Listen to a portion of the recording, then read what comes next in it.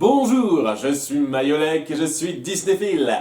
Vous souvenez-vous de la fois où j'ai fait la liste des films Disney Animation Studios les moins réussis à mes yeux? La concurrence était rude pour la 10e place et le film d'aujourd'hui était en lice. Il faut garder en tête que je ne me suis pas revu en détail tous les films du studio juste avant de faire cette liste. Je me suis reposé en partie sur mes souvenirs. Et dans mes souvenirs, les Aristochats étaient l'une des œuvres les moins matures de Disney qui conservait néanmoins un certain charme qui le mettait un peu au-dessus du panier du bas entre guillemets. Mais les souvenirs sont parfois trompeurs et en ayant fraîchement revu ce film, je me vois un peu obligé de le rayer de la liste des mentions déshonorables.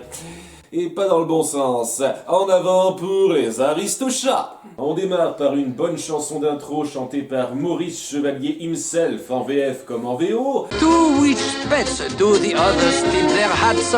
Naturellement, the Aristocats. Sur des crayonnés de scène qu'on verra plus tard. Spoilers les gars! On découvre donc nos Aristocats qui font une petite balade en calèche avec leur maîtresse et son majordome. Doucement, Toulouse. Oh, tu compliques les choses pour Edgar. Après conduire un cheval au trot, j'ai connu plus éprouvant. Oh, bien sûr, frou, j'allais oublier. Ta friandise invisible! Berlioz, revenez ici. N'auriez-vous pas oublié quelque chose, mon chéri? Avez-vous pensé à vous rentrer complètement le balai dans le cul ce matin? Ok, je vais être franc jeu, cette famille de chats est plutôt rasoir. On nous introduit leur côté Aimable et distingué. sur une trop longue période de temps. Je leur reconnais le mérite de ne pas bêtement traiter ça en blague, ça on y aura droit pour plein d'autres choses, mais ça rend très vite les personnages assez creux. Surtout couplé au comportement de gamins sans inspiration de la part de nos trois chatons. Ajoutez à ça un doublage plutôt affligeant. Mais pourquoi, toi d'abord? Parce que je suis une dame. Oh, t'es pas une dame. Et vous avez votre suprême de crème à la fadeur. Et pour poursuivre autour des clichés sur l'âge, nous avons droit à ce bon classique Disney du vieux loufoque. Tararabundier, tararabundier, tararabundier, tararabundier, tararabundier, tararabundier. Et il a du répertoire aussi.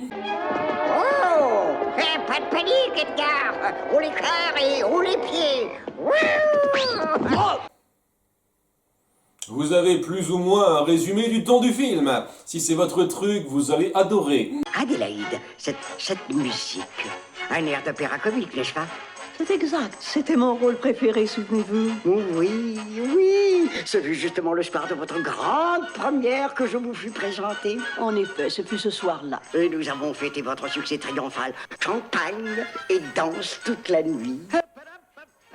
Exposition! Était-ce vraiment nécessaire à avoir? La seule chose qui caractérise ce personnage tout le long du film, c'est vieille dame riche qui aime les chats. Je vous ai prié de venir me voir pour une affaire très importante. Oh, splendide. Qui allons-nous attaquer? Voyons. C'était ton premier instinct? Et tu dis ça comme si c'était une de vos pratiques courantes?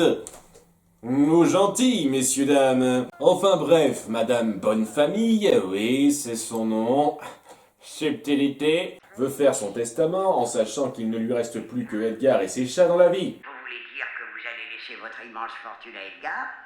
Tout ce que vous possédez? Vos actions, vos obligations? Non, Georges, je les lègue à mes chats. À vos chats?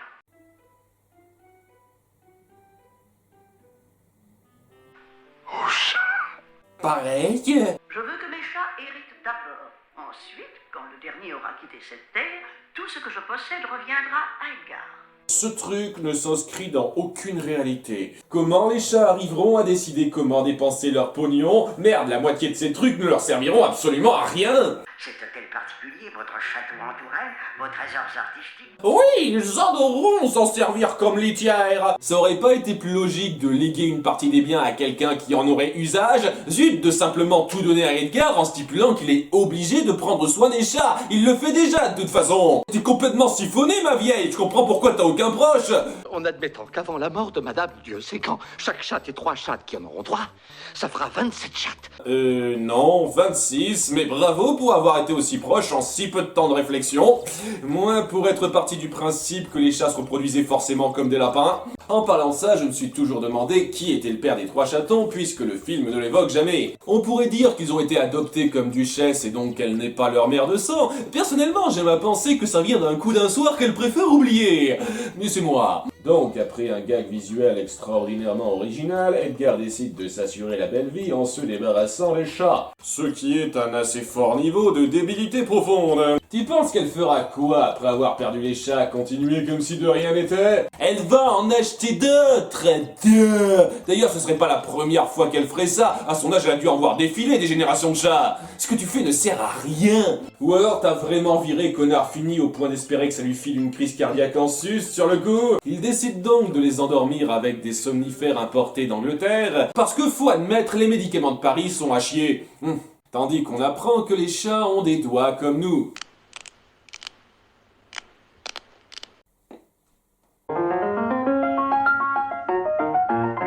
Je suis pas tant curieux de savoir comment un chaton a appris à jouer du piano que comment un chaton arrive à poser ses fesses sur les touches sans les appuyer, et comment il fait pour changer de couleur de peinture à la patte gauche d'un plan à l'autre. Alors qu'Edgar leur sert leur plat à tomber, notre premier perso secondaire de remplissage arrive. Bienvenue, Roquefort. Salut, Roquefort. C'est drôle parce que c'est une souris.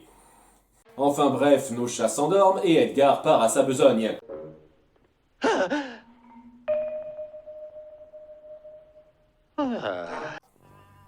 Ce type me fait tellement de peine. Le film fait tellement d'efforts pour le rendre grotesque avec son physique bedonnant, sa bouffonnerie et les tuiles qui lui arrivent, que ça n'en devient plus drôle mais pathétique pour moi. Ça me donne presque envie de le voir gagner. Par pitié. En chemin, il attire l'attention de 2 chiens errants appelés Napoléon et Lafayette. Hé, Lafayette! Oh, Napoléon. Parce qu'on est en France!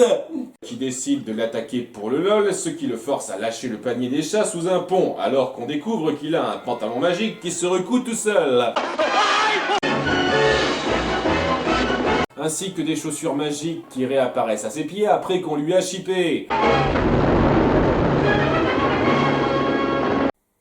C'est du putain de cartoon. Désolé, je ne peux pas me sentir investi dans le drame de la situation si vous l'illustrez comme ça. Après, à nouveau, ça n'aide pas non plus d'entendre des enfants soi-disant acteurs réciter leurs textes. Maman, ça, c'est Berlioz. Nous sommes perdus, maman. Cette situation est tellement triste. J'adore manger de la paella ainsi que de la pizza, mais je fais ronron devant un gros poisson. Ah mon Dieu, le sauveur arrive. Thomas O'Malley, O'Malley le chat de gouttière. Ah, je plaisante pas, ce personnage sauve complètement le film. Thomas O'Malley est un chat de gouttière débrouillard et beau parleur qui va s'enticher de l'héroïne plus sophistiquée, de façon très similaire à un autre film. Mais ce qui le rend particulièrement intéressant, c'est le procédé qui va l'amener à aider notre héroïne. Au début, il en pince pour duchesse comme si c'était une énième conquête. Sortir d'affaires les jolies filles, les demoiselles en détresse, c'est ma spécialité. Parce que c'était considéré comme moins offensant à l'époque. Nous allons regagner Paris sur mon tapis volant, côte à côte. Te prends pas pour Aladdin non plus. Mais il est refroidi en découvrant qu'elle est livrée avec option et j'apprécie beaucoup la façon dont Duchesse le comprend. Un tapis volant seulement pour 2. Ça montre qu'elle sait réfléchir et s'adapter en gardant ce côté distingué qu'il a...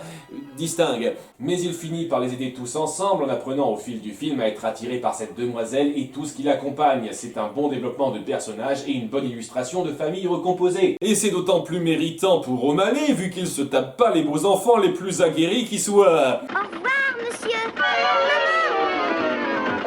Marie. Tu sais, il y a d'autres moyens d'attirer l'attention, Marie. Du côté de la maison, Edgar décide de se vanter de ses exploits à Froufrou. Je suis en première page du journal. J'ai acheté l'édition en anglais. Il y a un enlèvement de chat à la une du journal, c'est vraiment un jour sans pour les nouvelles.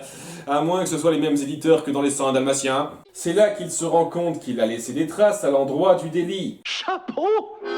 Parapluie! et mes 2 derrières de pantalon. Ce qui mène à une scène qui me divise un peu. Qu'on soit d'accord, le passage où Edgar récupère ses affaires est un moment cartoon réussi, avec une bonne dynamique entre notre duo de chiens. La barbe, Napoléon, c'est encore cet abruti de grillon qui a un cauchemar. C'est des chaussures qui grincent, elles viennent par ici. Oh, les grillons ne portent jamais de chaussures. C'est la seule scène du film à m'avoir fait franchement rire. Mais elle est complètement inutile. Ça ne joue aucun rôle dans quoi que ce soit, l'histoire aurait été exactement la même si on avait coupé tout ce passage. Ce n'est pas la marque d'une écriture très poussée. Après une autre scène, la petite Marie est un boulet, O'Malley plonge pour la sauver, ce qui finit par le mettre en danger à son tour, et s'ensuit... Et merde... Amelia, si je dois encore marcher, je vais avoir les pieds plats. Amélie, nous sommes nés avec les pieds plats. J'ai ces connasses. Elle se force à interférer dans le sauvetage d'O'Malley via une confusion hilarante. Vous n'arriverez jamais à nager convenablement si vous gardez cette branche entre les dents. Jamais, en effet. Alors qu'il arrivait à gérer ça tout seul, et elle manque de le tuer. La chose principale censée être rigolote autour d'elles, c'est qu'elles ont un accent. Ce n'est rien, my dear. Mais d'abord, les présentations. Oui, nous autres Anglaises aimons respecter les usages. Ah, je me présente, je suis votre nouveau compagnon de voyage. Ne suis-je pas drôle? Et la seule bonne chose qu'elles apportent, c'est une répartie assez savoureuse de notre héros. Adieu les poulettes. Poulette, nous sommes des oies. Non, je vous prenais pour des cygnes. Elles ont failli le noyer, duchesse, il a le droit. Bien évidemment, elles font partie du voyage pendant un temps, ce qui conduit à... Waldo. Mes 2 petites oiselles préférées. un double cliché en un. Wouh! Regardez ça. Donc oui, après une autre scène pseudo-gaguesque inutile devant un restaurant typiquement français, Nous ferions bien d'aller coucher, oncle Waldo. nos oies ô combien indispensables partent faire leur plan à 3 et O'Malley amène la petite famille chez son groupe de potes, la bande des stéréotypes raciaux. Buonasera, paisano. Qui donc danserait encore la gigue avec des nattes? Shanghai, Hong Kong et Fuyong. Welcome chez toi, O'Malley. Punaise, on est envahi par les Anglais. Tout le monde veut faire du remplissage.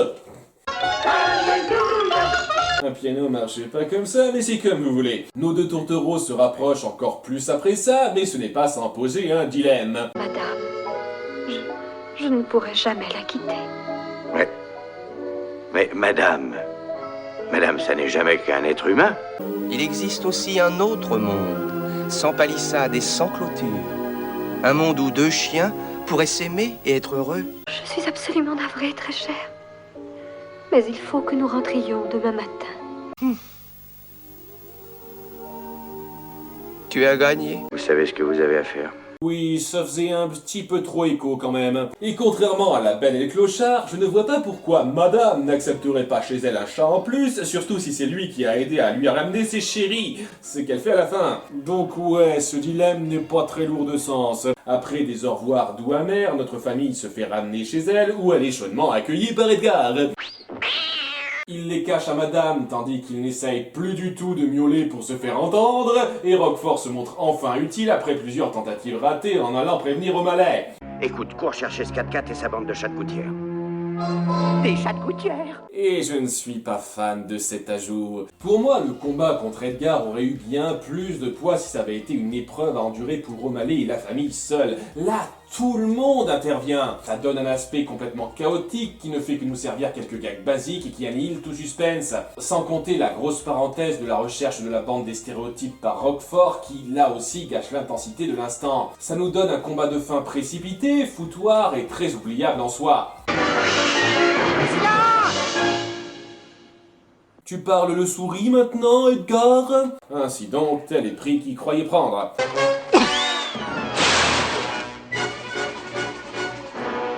Ça doit être la malle à expédier. Elle doit aller à Tombouctou. Bon ben, il est mort là. Enfermé dans cette position sans rien pour se nourrir durant tout le voyage jusqu'à Tombouctou, soit il va crever de faim, soit il va crever de lumbago. Et de toute façon, il ne peut pas avoir survécu parce qu'à ce moment-là, rien ne l'empêcherait de revenir. À part le prix du billet.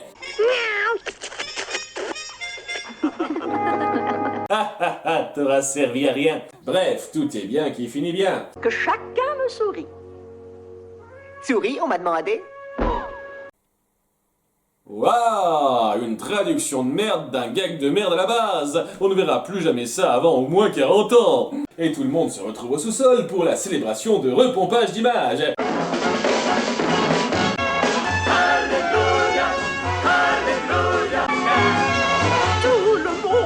Ce film est un chouïa moins bon que dans mes souvenirs. On a une prémisse très bancale, de nombreux gags enfantins pas très réfléchis qui plombent légèrement le récit, avec les personnages secondaires stéréotypés superflus qui ne sont là que pour rembourrer le film. Ce qui parvient un peu à sauver le tout, c'est le personnage d'O'Malley, avec son caractère vif, son évolution plaisante et son couple avec Duchesse plutôt touchant. J'apprécie aussi que le film essaye de concilier sympathiquement deux mondes différents, notamment à travers la musique qui dépeint très bien les différents milieux, avec des airs très efficaces et entraînants. Ça n'en fait clairement pas un grand film, mais ça reste une expérience un petit peu plaisante. La prochaine fois, on verra ce que ça donne quand Disney réussit un peu mieux ses melting pot animaliers. C'était Mayolek, et n'oubliez pas d'être Disneyphile. C'est moi le bon Walter, Giuseppe Désiré, Thomas O'Malley. O'Malley, le chat de gouttière.